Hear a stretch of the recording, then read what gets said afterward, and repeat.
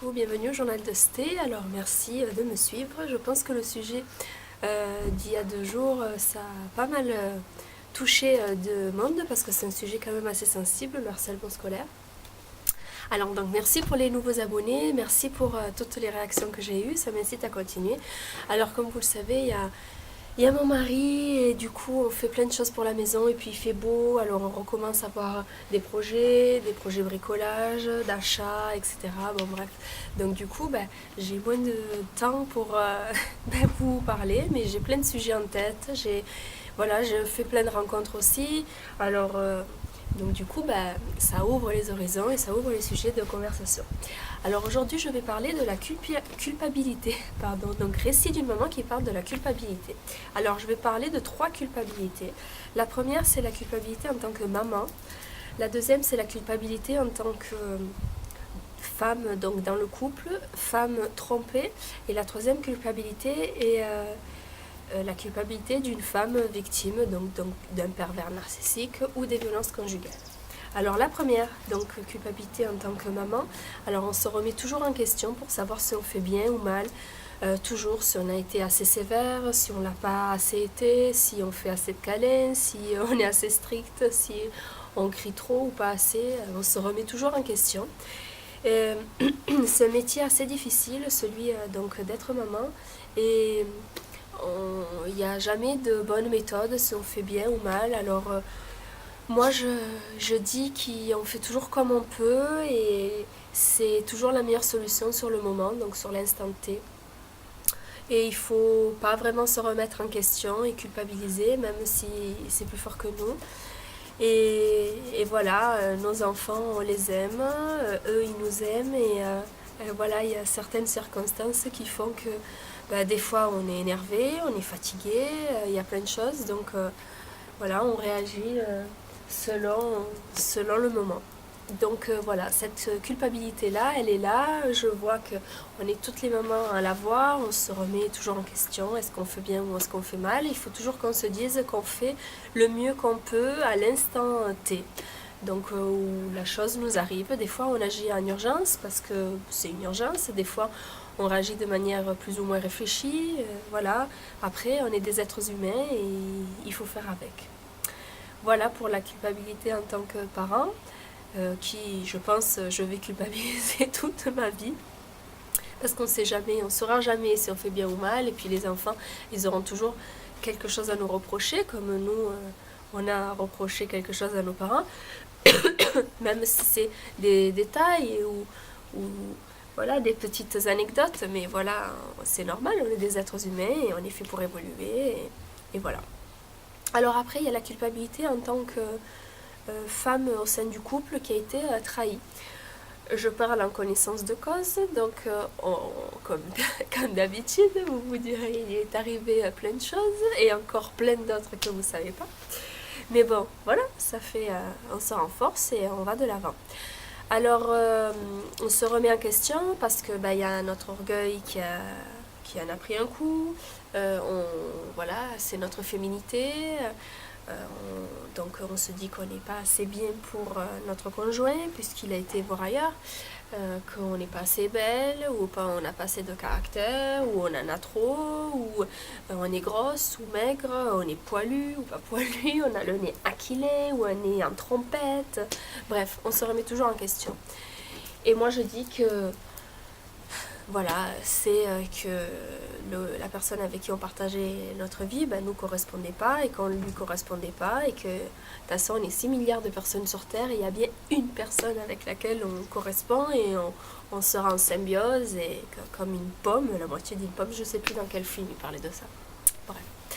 Voilà, donc, mais c'est vrai que c'est pas facile, notre orgueil, voilà, on prend un coup, on perd toute confiance en nous, déjà que les femmes, on a tendance à se remettre en question tout le temps, à ne jamais avoir confiance en nous.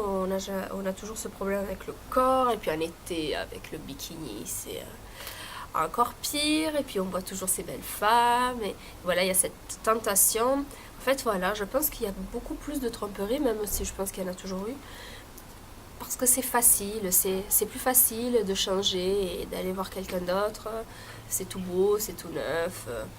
que d'essayer de surmonter les problèmes dans un couple parce que c'est difficile, parce qu'on a toujours cette rancœur et voilà, le changement, c'est beau, le renouveau, voilà, notre corps, une autre manière de parler, de penser, et notre manière de faire, voilà, on se remet en question là aussi au niveau physique. Voilà, on n'était pas à la hauteur, etc. Mais non, c'est pas vrai, on correspondait juste pas à la personne. Il y a des gens, des hommes comme des femmes, qui ont ce besoin de séduire, de séduction, de savoir qu'ils plaisent à plein de personnes.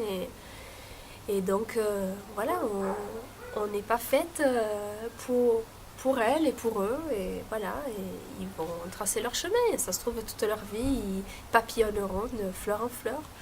Voilà, il faut l'accepter, il faut faire un travail sur soi, il faut reprendre confiance en soi, il faut voilà, passer ce moment de colère. On arrive aux 6 étapes donc, de la reconstruction, lors d'une séparation notamment.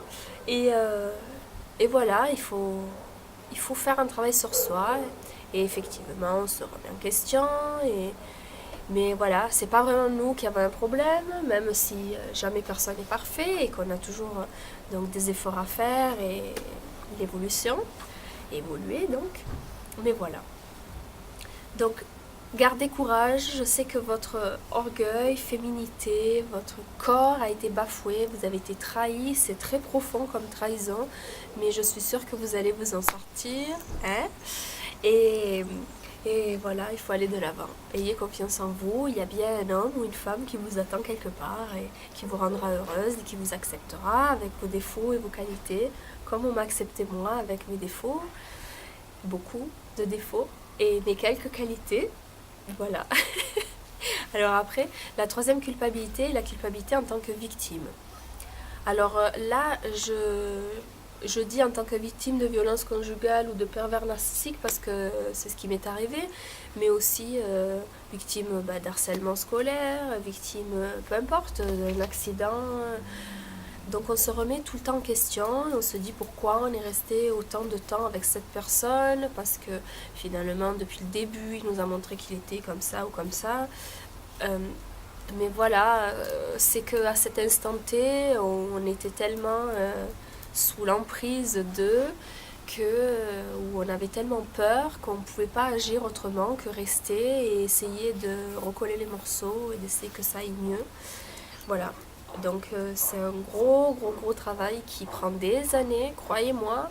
Ça fait 7 ans que j'ai cassé ces chaînes, je me suis libérée et ça fait quelques années que je me sens mieux, mais il y a eu un travail et ça se fait pas un jour. Donc on culpabilise, ça passe par là, c'est la guérison. Avant de guérir, on passe par la culpabilité. Et les personnes qui nous disent qu'il fallait qu'on parte tout de suite, qu'il fallait pas qu'on reste, qu'on le voyait, ils sont pas à notre place et ils sont pas dans notre tête, ils étaient pas dans notre sphère familiale, ils peuvent pas comprendre et c'est vrai que du coup on culpabilise encore plus parce que quelque part ils ont raison, mais nous on pouvait pas partir à ce moment-là. On se donnait pas les moyens, on n'avait pas les capacités et on n'avait pas la force, cet état d'esprit de partir. Donc on culpabilise parce qu'on s'est dit qu'on a perdu tant de temps ou tant d'années, tant de mois, tant de décennies avec la personne et qu'on aurait pu faire tant d'autres choses, mais c'est comme ça. Alors il faut accepter, c'est important l'acceptation pour repartir sur une autre relation, repartir sur de bonnes bases et être heureux et en paix avec soi-même. Voilà, c'est la première chose, c'est voilà, être en paix avec soi-même. Voilà, je pense que le post a été assez long comme ça. J'espère que ça peut vous aider. Je suis sûre qu'il y a certaines femmes qui ont une force en elles qu'elles ne soupçonnent pas aujourd'hui, qui vont s'en sortir et qui vont être de grandes femmes fortes du monde, des grandes working girls. Je suis persuadée. Dans 5 ans, on en reparlera et je referai des posts peut-être. Voilà, donc réagissez, abonnez-vous. J'espère que ça vous a plu. Merci de me suivre. Merci de me conseiller et de me donner voilà, cette envie de continuer, d'essayer d'aider d'autres personnes, d'autres femmes. Voilà, c'est mon combat quotidien. Voilà, m'aider, aider mes enfants, que notre foyer soit heureux. C'est difficile, mais c'est mon but premier et d'aider d'autres femmes. Alors ça, ce serait la cerise sur le gâteau. Je vous fais des bisous, à bientôt, ciao ciao.